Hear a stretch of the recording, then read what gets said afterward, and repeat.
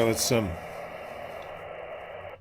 it's Sunday evening. It's the first Sunday of the month, and of course, we all know first Sunday of the month is Alpine Fault Net, and so I'm going to operate. Well, I'm actually at home. I'm outside at home, so I am actually portable. I have the G90 set up here, and I'm going to use or try and use today a mag loop. Now I did mention that I had another mag loop, and you can probably still see this other one behind me. That's not the one I'm using tonight, or going to try to use tonight. The one I'm going to use tonight is actually over here, and what I really should have done is shown you a picture of it during the day. I might have to do that tomorrow, but let me just turn this around and we'll see if this actually even comes out. So at the end here is a mag loop that's made out of coax cable.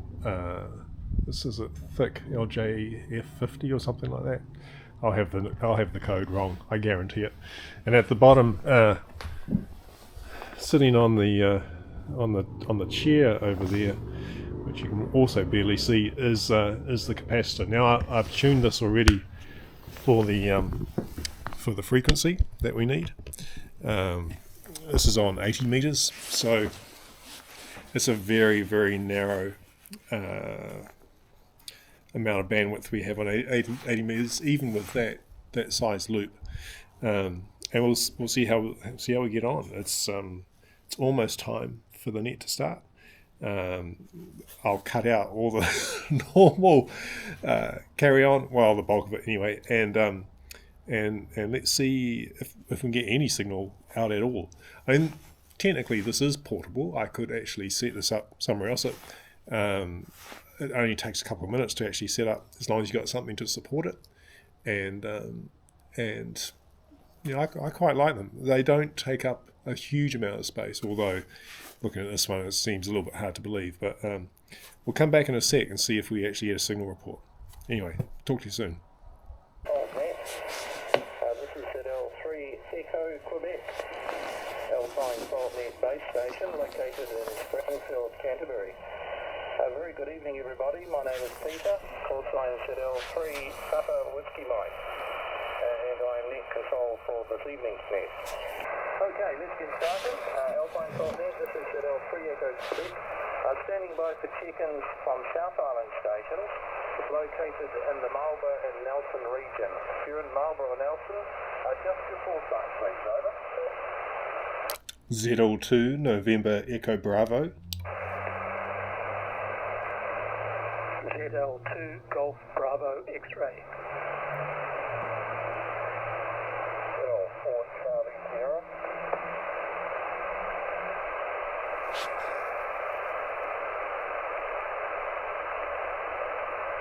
Okay, I've got ZL2 Golf Bravo X-ray and ZL4 Charlie Sierra. There were two others here who doubled. If you could just try again, please. Over. Zulu Lima 2 November Echo Bravo. Zulu Lima 2 Mike Hotel Zulu. Okay, ZL2 November Echo Bravo and ZL2 Mike Hotel Zulu. Any other chickens from Marlborough Nelson? Just the call sign, please. Over.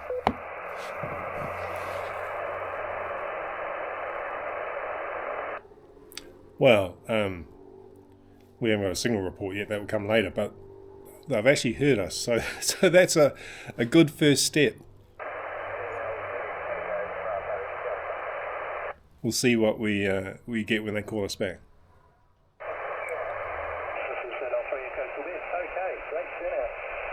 Right, I'm going back up to the top now, and I'll quickly go through the roll call so you can get away. ZL2 Golf Bravo X-ray. Good evening. Go ahead, over. ZL3 Echo Quebec. This is ZL2 Golf Bravo X-ray. Name is Greg. Location is Blenheim, and on the home station, but running on solar battery power. Over.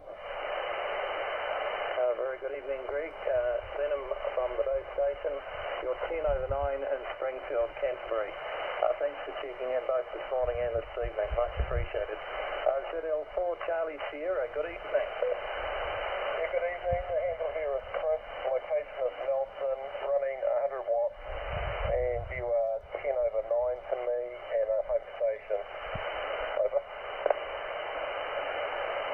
ZL4 CS, ZL3 Echo Quebec.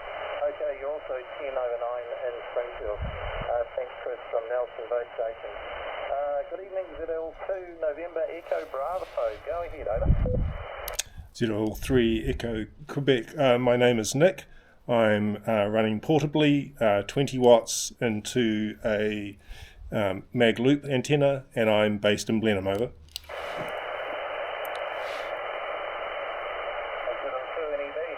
your readability 5 and strength 7, peaking at 8. I guess that's in your backyard, over. Yeah, that's correct. Just in the backyard at the picnic table, but it's just with a G90 and a small battery for that, over. Okay, well, it's working just great. Probably a bit cool now, can get inside and have a cuppa. Thanks for checking in, much appreciated. ZL2 Mike Hotel Zulu, good evening. Right, so that's actually a pretty good signal report, 5 and 7. And given the mag loop antenna, which some people doubt actually work, I'm quite pleased with that. It's obviously dependent on conditions, and today is obviously quite nice, or working quite well. So I think we'll take him up on that. We'll go inside and have a cup of tea, and if the video hasn't turned out, I'll show you what a mag loop antenna, or this mag loop antenna, looks like tomorrow. It's not pretty. I admit it. It's one of the least pretty antennas anyone's ever seen. Anyway, great. So maybe I'll talk to you later on. See ya. Right. Well, it's obviously not dark now, so this is probably a better time to actually see what the mag loop antenna that I was using last night is like. So let's just have a quick look here. Now you have to excuse the sun a little bit. The barbecue's not an integral component of it. In fact, if we walk over here, it might be easier. So we have the outer resonator here. It's about, we're probably talking about 2.5 meters across. We have the coupling loop here, which I've just attached the coax, so going to the transceiver, and we have down here the capacitor for tuning. So I've just effectively bolted the you can see I've actually just bolted the outer resonator directly to the capacitor itself. Now this is set up for 80 meters that we had last night. If I needed to use like 40 meters, it would be we'd need a little bit less capacitance than that. It's perhaps a little bit easier to see on this small loop here. So here we've got the same routine. We've got the outer resonator, we've got the tuning capacitor down here at the bottom, and we've got the coupling coil, or the coupling a toroid for that, with some loops of wire on the around the toroid. So that so this connects to the transceiver. The signal gets inducted through the toroid into the resonator, and that's what actually produces the RF output. This particular one I've used on 10 meters, 10 to 15 meters. More capacitance would allow me to use it on a wider range, but your efficiency is going to go down, and realistically, it'd be too small for anything much bigger really than I think. Probably, I don't know, 18 meters perhaps. This large one has worked well. I've used it on 40 meters and on 80 meters. I mean, it is really just hanging there. It's not a lot to it. pretty simple really, but very, very mandrolic when it comes to tuning. So I have to do all the adjustment myself manually by looking at this. I connect it to a VNA over there, and then I do the tuning using the VNA. So it works okay, and it worked okay we saw last night, which was great. And it is actually an option. I mean, it's not quick to change frequencies at all. It's a bit of a process, a little bit backwards and forwards, because your hand, when you adjust the capacitor, changes the capacitance as well. So you often have to make a change, then step away, check the VNA, and then go back to see if it's right. But it works fine. It's great, and it's something different. It doesn't really take up a huge amount of space. It's not very pretty. Certainly this one isn't pretty at all. But it's functional, and if you're using digital modes, it's definitely an option worth considering. Anyway, we thought we'd use it last night on the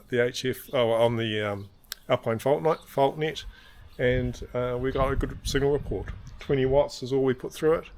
If you're going to use higher amounts of power, you're going to need a capacitor with a wider spacing.